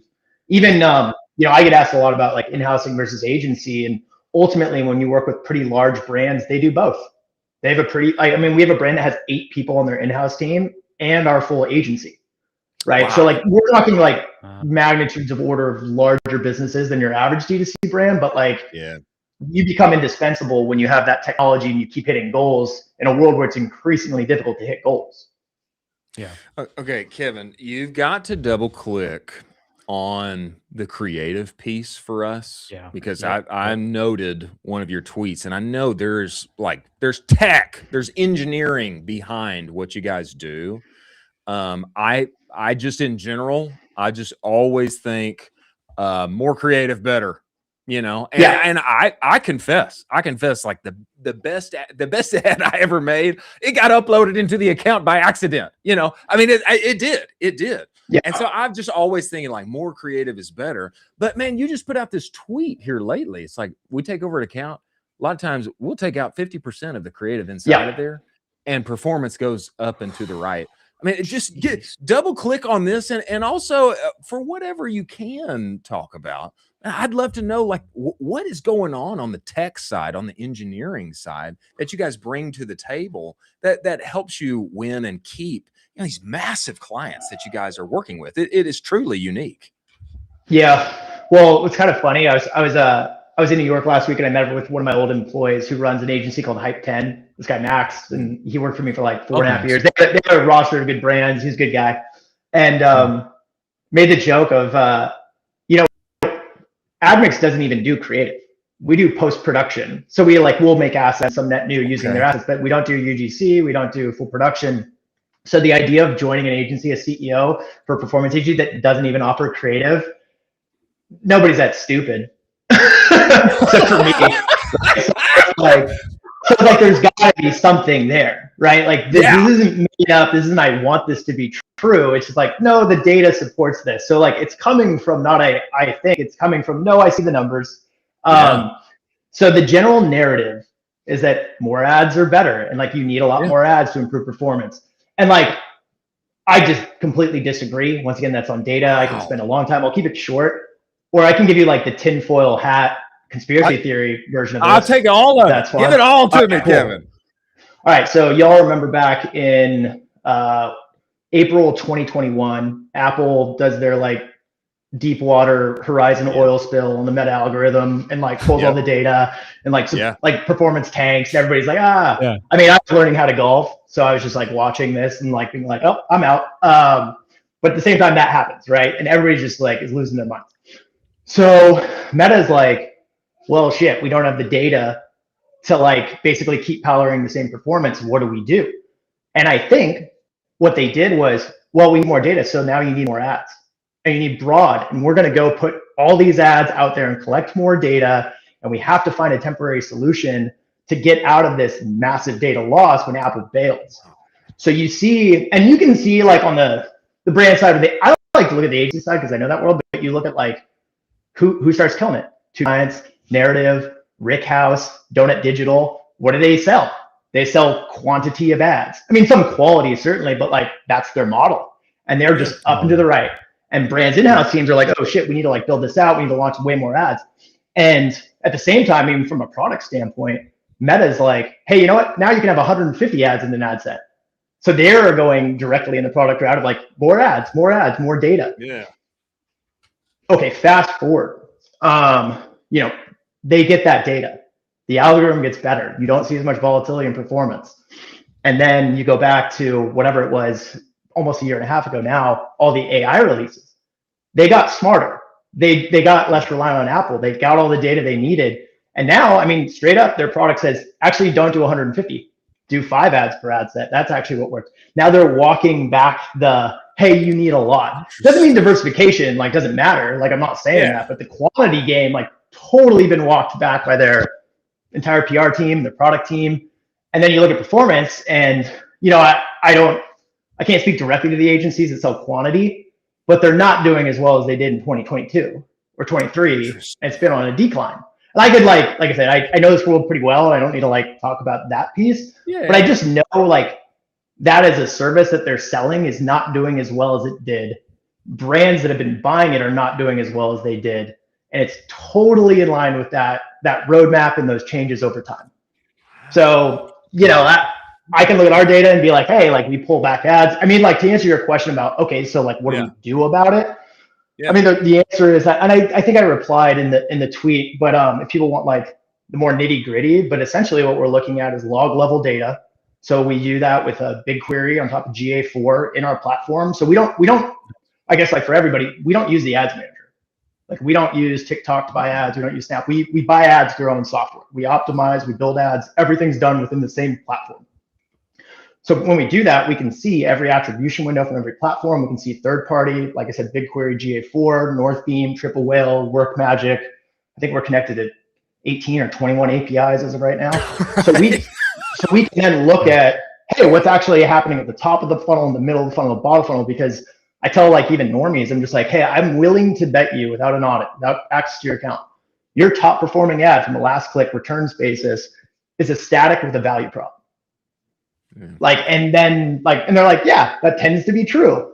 But that's interesting because I heard I need video, and video reaches a lot of people, and we pull the API in from our reach and we see it's video. So we know the best performing static, but everybody says you need video and video is reaching new people. What's happening in between?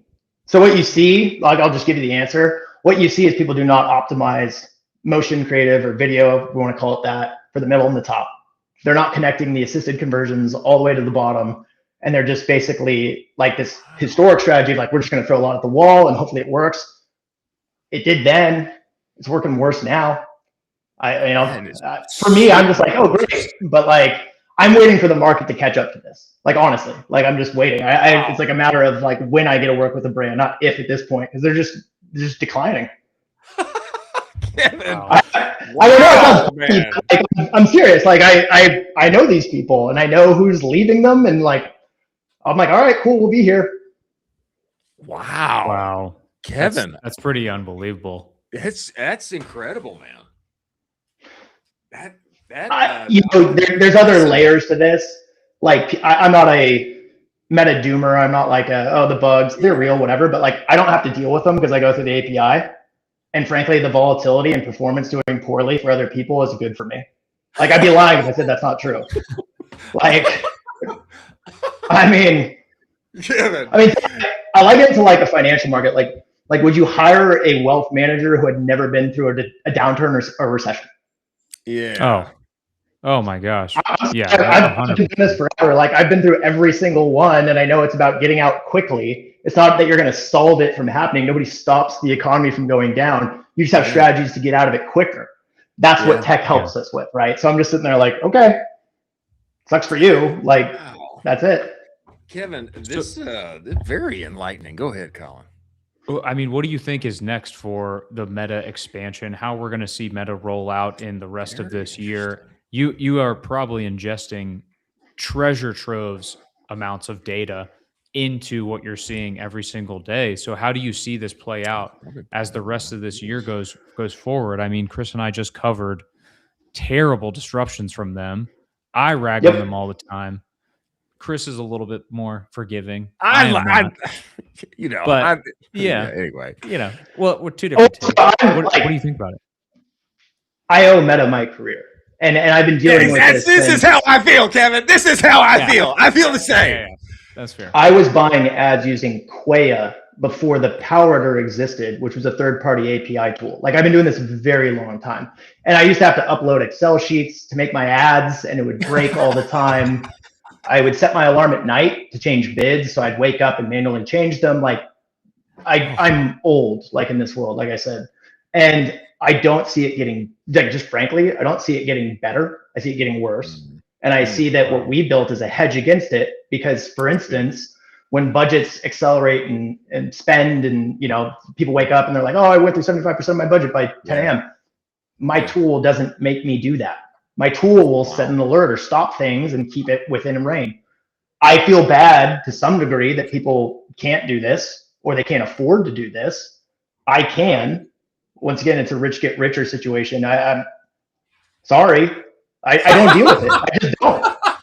Like, and I'm not going back either. Like, there's no way I would go back now and try to run metric digital like I do adMixt. And by the way, when I say I run it, not taking credit, it's the team, it's the tech. Like, I came in, I was fortunate to do that, right? So it's like what they do and how they do it and how it works. But yeah, it's like, I don't know. I don't know how I would frankly do that job without the tech anymore. I just don't think, I know I would do it. I just wouldn't be as successful.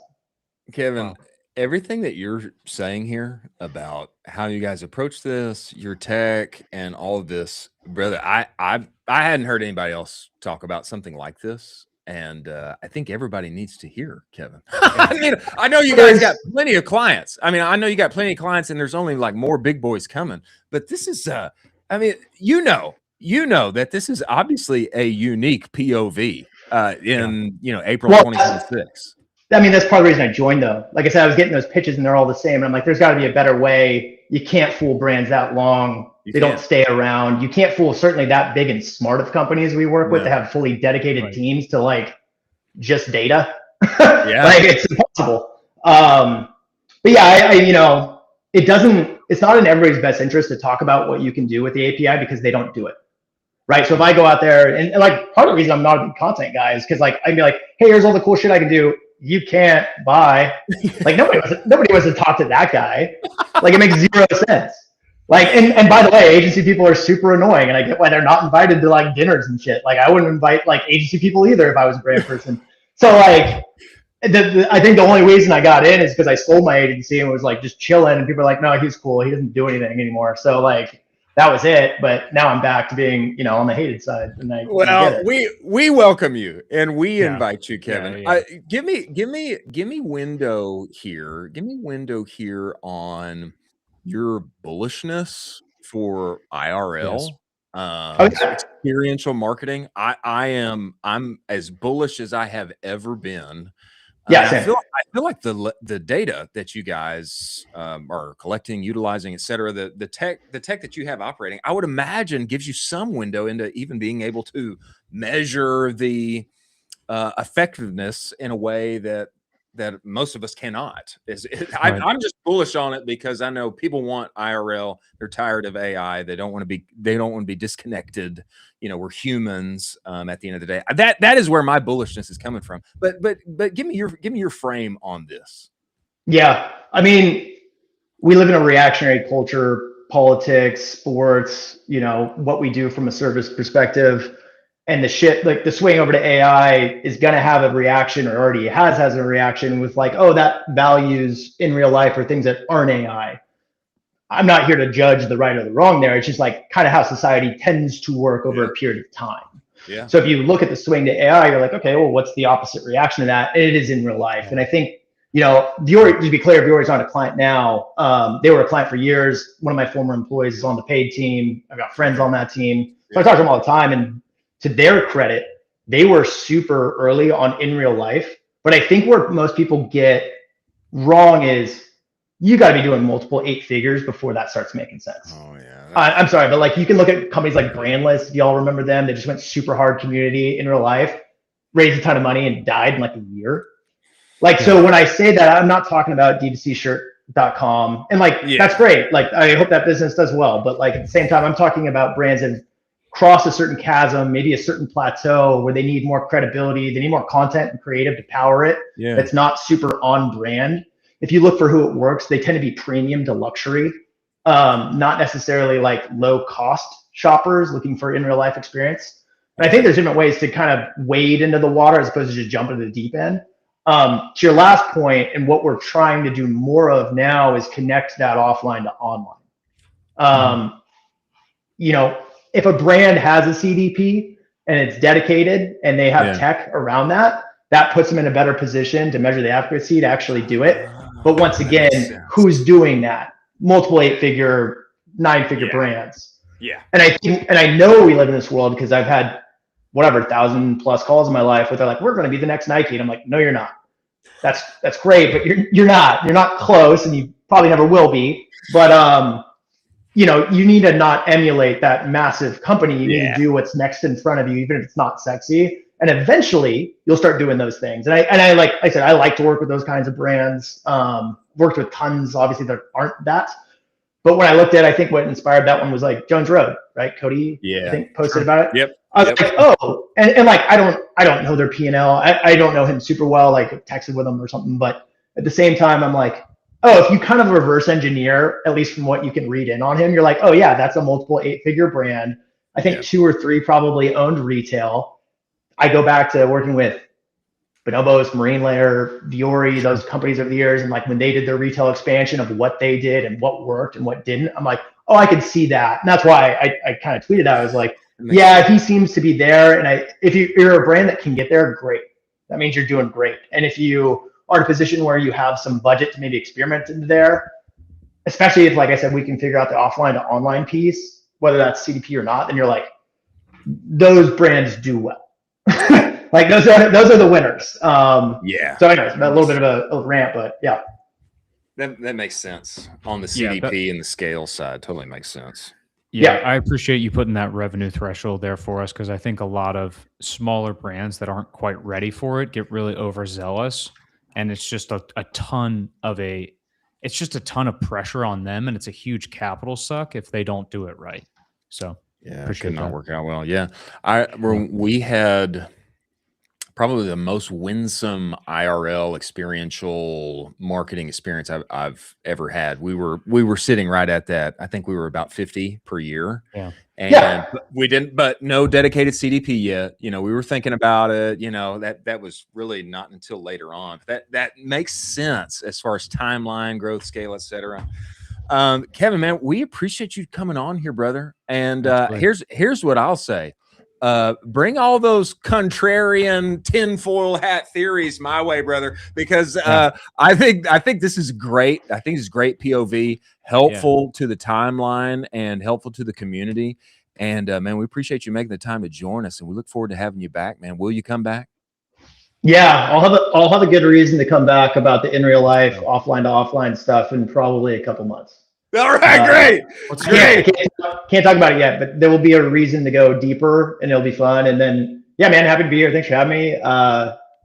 People only appreciate my rant content anyways, so I guess that's where I gotta like lean in, you know. Lean in. But we'll see. Lean in. We're here for it. Kevin, CEO of adMixt. Appreciate you joining us, brother. Look forward to having you back, man. Thanks, guys. Man. OG ball knower, as the kids say. OG ball knower. Do the kids still say ball knower? I don't know, but I do. It changes. It changes so quickly. It changes. It's fire, as the kids say. I think it's fire. I think it's tight. I'll throw that one at you. I don't think they say that anymore, dude. I do. That's been out for a while now. Yeah, it was in 2004 and 2005. I'll tell you that. That was it. That was lit. He's lit. Does that count? He is lit. He is there lit. We go. And man, some interesting POV there, and obviously all connected to the tech that they are using and reading, etc. I mean, very, very unique. working with Ginormo brands. Ginormo brands with ginormo layers of data. Yeah. And average client length over 3 years. Great length. Oh my gosh. I mean, My that's Lord. incredible. Biggest Yeah. I ever heard. Interesting. We will have him back. We'll have him back to talk IRL, connected to data and the effectiveness of that. He's going to be back in a couple of months. CEO of adMixt, Kevin. Well, appreciate him joining us. Last lightning round of stories. There we go. And Let's then, do it. And then we'll bounce. McLaren Golf and Justin Rose have officially collabed. Timeline breaking news for me. McLaren Golf exists. Did you know that McLaren Golf exists, Colin? Had no idea. I absolutely hate the color. It is their unique color. It is their unique. It's their orange. Unique. Winners of the F1 Drivers and Constructors Championship last year. Apparently, they have been trying to penetrate the golf market for some time. This comes to us by way of Nuclear Golf. Justin Rose, Ryder Cup winner. I think he's been in 7 or 8 Ryder Cups at this point. Just finished second, I believe, at the Masters. Again, unfortunately for him, but great golfer on the PGA Tour. Justin Rose has officially signed with McLaren Golf, becoming the first ambassador for the brand after working with the company on development for 2 years. Rose will play McLaren golf clubs, and the partnership will begin this week in Miami. Interesting to see McLaren F1, everything that they do there, taking that mind engineering focus, bringing it into the world of golf. It actually does make sense to me. I mean, F1 and golf, they seem like to be same in the sense that high socioeconomic, global sport, etc. That does seem to make sense for me, but totally surprising for me. Did not know that they existed or wanted to win in the world of golf. Your thoughts? Super surprising. I mean, do you think Justin Rose gets a McLaren because he now works with them? Is that part of the deal? So. I hope so. You know what I mean? You would think, right? Like, hey, you also get this car now. This is really interesting. I'm tentatively bullish on it. I mean, if Mercedes made golf clubs, would I want to try them? Yeah, I'd want to try them, Yeah. It's like I've been watching Toto Wolff, win championships forever on the Netflix Drive to Survive F1 series. It's like if Mercedes is going to make golf clubs, like let me test them out. I think there's something there. It'd be interesting to watch. Next story: Cold Freak is here. CPG World always innovating. This comes to us from Vasa. I don't know who started this brand, but I think it's the next big thing in frozen. Cold Freak is a hit of vanilla. Hit has some kind of workout connotation, doesn't it? HIIT. Right. What does that mean? Yeah. You know what it means? High intensity interval training. A high intensity interval training of vanilla, 20 grams of protein, 0 grams of added sugar, and it's a giant ice cream sandwich. Can we get any more American? Not hardly. There's a great ice cream sandwich shop in downtown Georgetown. Not that I live close to it, but I'm very bullish on this. If you can give me a sweet treat that's going to give me protein and you can throw 0 grams of added sugar on it, give me Cold Freak. I think it's a great idea. I'm crushing 3 of these tonight. Are you kidding me? 3 of these tonight. Not even a question. Are they at HEB? Let me see where Cold Freak No is. shot. Let me say great name. Great name. Cold Freak. Very memorable. Sweet protein. Sick. Great. 4 grams of net carbs. Ice cream sandwiches. Protein bar macros. Crazy. Great seller. Stock your freezer. 10% off coupon. Where are they in retail though? Wholesale. Let's check this out. See if they've got no. I guess I got to order. I guess you got to order through the website. It's going to be expensive. I want to pick them up at HEB. No shot. No shot they're mainstream enough. These will squeak into Whole Foods or Sprouts, maybe. I don't know. Yeah, I just gotta bite the bullet. Hey, how about this one? Here's other than vanilla, French press bench press Cold Freak Bring it. coffee flavored espresso ice cream Give me between 2 chocolate chip cookies, 60-gram protein per 3-pack. One-time purchase 17, subscribe $15. I've heard enough. Give me all of them. I mean, it is substantial. I mean, it's $5, you know. They better be amazing though. If they're amazing, I'll take it. Ships with Yeah. dry ice, kind of like Yeah, that's the Cometeer. thing. Cometeer Yeah, used the to do shipping's that. going to be very expensive. I guess Cometeer probably still does that. Cometeer They still have to, exists, yeah. don't they? Yeah. Well, very innovative. I'm eager to try and would be happy to try some on the show. Yeah. Anybody at Cold Freak who's listening right now, if you want to send one our way, I may just order them anyway.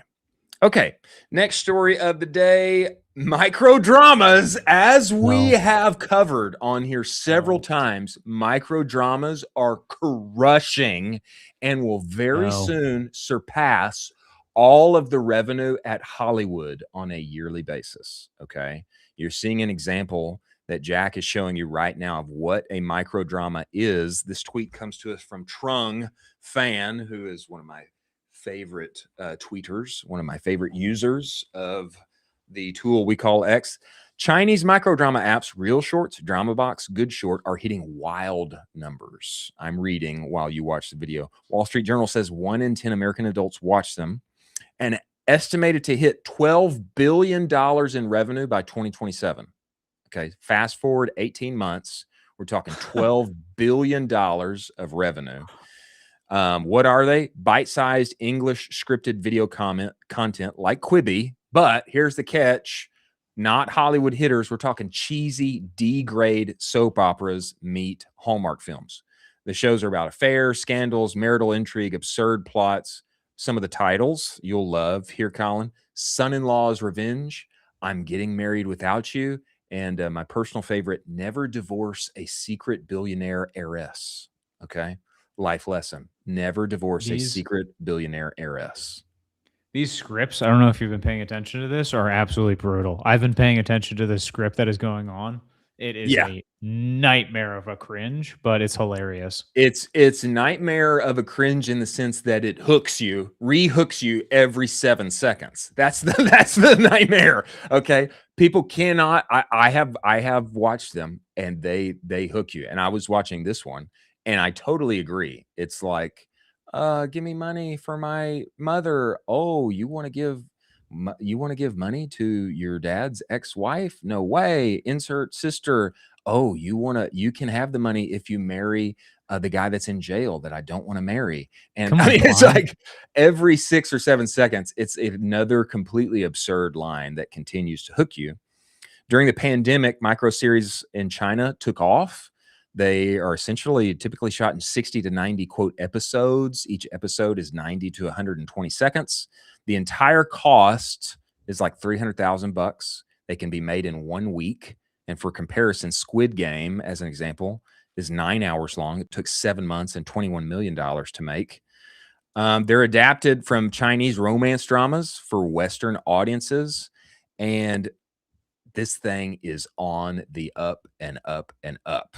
By 2027, they're looking at $12 billion in revenue. For context, Hollywood did $9 billion in 2025. So take that in, think about it. And now, dear creators and brands, make a micro drama. Make a micro drama, okay? Make it cheesy. Make it cheap. People love it. They'll eat it up. They would rather watch this. Their actions tell you they'd rather watch this than they would rather watch the next big thing coming out to theater near you.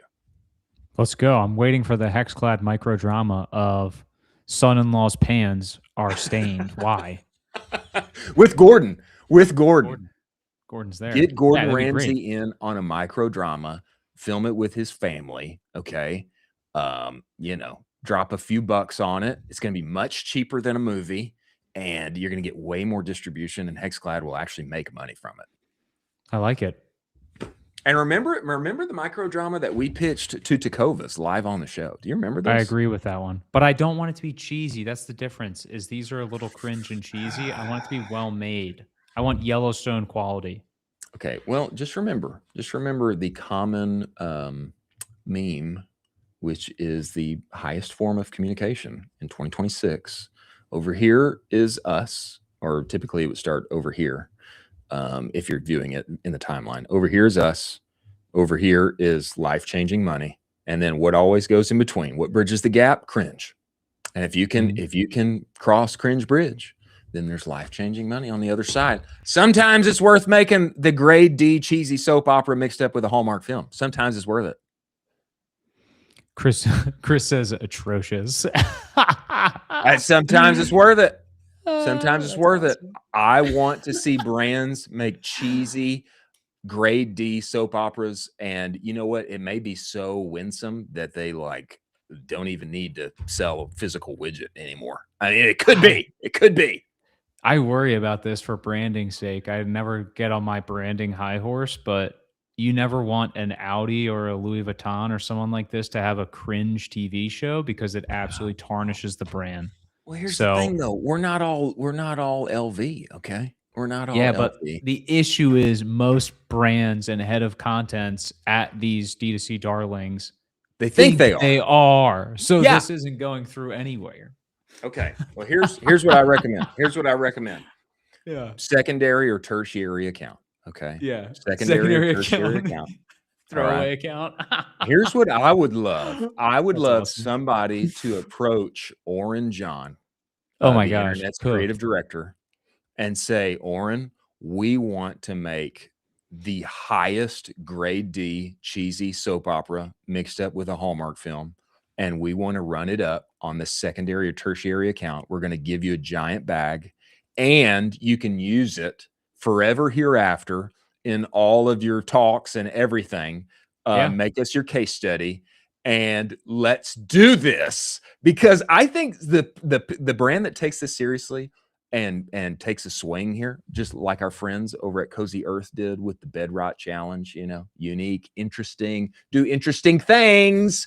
I think there's a winner to be had. We just need somebody to take the swing. Maybe that's us. Maybe I just need to do it. That's fair. You got to take the swing. I'm willing to take the swing. Okay. Last story of the day, a prediction from our friend Dave. I have heard the proper way to pronounce the last name is Rikuch. Oh. Now, I was always saying Recook, but anyway, a prediction from our friend Dave at Bamboo Earth that he is surfacing here because Joe Pompliano, Anthony Pompliano now agrees with him. Pomp coming around. Okay. Dave's prediction was 2036. There will be no significant drop in unemployment in the U.S. due to AI in the next 10 years. Labor force participation rate will stay above 80% for any 12-month period. Jevons paradox will make knowledge work more in demand than ever. A bold prediction. Bold. He tweeted this on December 29th before Anthropic was shipping something new every single day. And Pomp, our good friend, Anthony Pompliano, a future friend of the show, I have changed my mind on how AI will impact jobs in America. Previously, I believed AI would replace many entry-level jobs, typically filled by young employees. The technology would then work its way up the organization and eventually reduce the total number of jobs in a company. I myself have also articulated this same belief. The data is saying something different. So when I get new information, I am willing to change my mind. The number of software engineers being hired has been increasing. The number of open software engineer roles is growing. The number of new college grads who get hired has increased 5.6% over the last 12 months. Unemployment level for people aged 20 to 24 and who have a college degree has fallen from nearly 9% to almost 5%. Wall Street Journal recently wrote, AI created 640,000 new jobs between 2023 and 2025. And I'm starting to see companies throughout our portfolio aggressively hiring to keep up with the demand for their products and services. If AI can make employees more productive, which is widely accepted as fact, then companies are going to want as many productive units of labor as possible. This is a key reason why I am changing my mind. AI appears to be a magical technology that will make companies more productive and more profitable. The net result will be more corporations, more startups, and more jobs. All three are big positive wins for the American economy. Colin, your thoughts on this? Exciting. exciting. Yeah. And I am willing to change my mind as well. Dave, apparently he's been the sage predictor of what will happen. And Pomp is coming around to his view on this. Your thoughts? Yeah, it's an interesting take. Essentially, AI will create more value and allow folks to make more companies as a result, arguing that basically more people can be hired for these companies now that they are now formed with AI. I mean, it's interesting. It's an interesting take. I hope it is the optimistic take, but I'm still a little worried about a significant portion of the workforce. Well, me too. But Yeah. I hope Dave is right. I hope Dave is Dave's right. I hope Pomp is right. I Yeah. will say, overall view of this show, highly positive. I Highly do positive. think this is the best time to be in Yeah. e-commerce with what one can do. I mean, we were just listening to what Kevin is saying they're doing on Yeah. the big agency client side. We're just listening to what Braxton is doing from a nitty gritty multiple Shopify store operator side, what he and his brother and his wife are able to execute now in a daily way with the tools that are available to them. So I'm bullish. I'm bullish on the future, but I have not admittedly been bullish on entry-level jobs and kind of mid-org jobs as the timeline continues to grow. But hey, I hope so. I hope so. Me too. And good on Dave. Good on Yeah. Dave for being prescient. And let's see if his prediction holds up. Many thanks to Zain Ali for joining us, the internet's favorite memer in D2CX. Many thanks to Braxton Manley of Braxley Bands and of Mystic Gum, and now Store Radio, Store Radio, Shop Radio. That's it. Shop Radio. Interesting to see what Yeah. happens with Shop Radio. And many thanks to Kevin, CEO of adMixt, for joining us. Many thanks to Seguno Postscript and Incense for making this show possible. Colin, any parting words on your part for our listeners today as they ride off into the rest of their Monday? I just want to do hood rat shit with my friends. Well, you're in the right place. Yeah. You're in the right place. Thanks for joining us. We will see you on the other side. Many guests and many more exciting things happening on the timeline by the time we join you tomorrow. We will be terminally online until then. Thanks for joining us. We'll see you on the other side.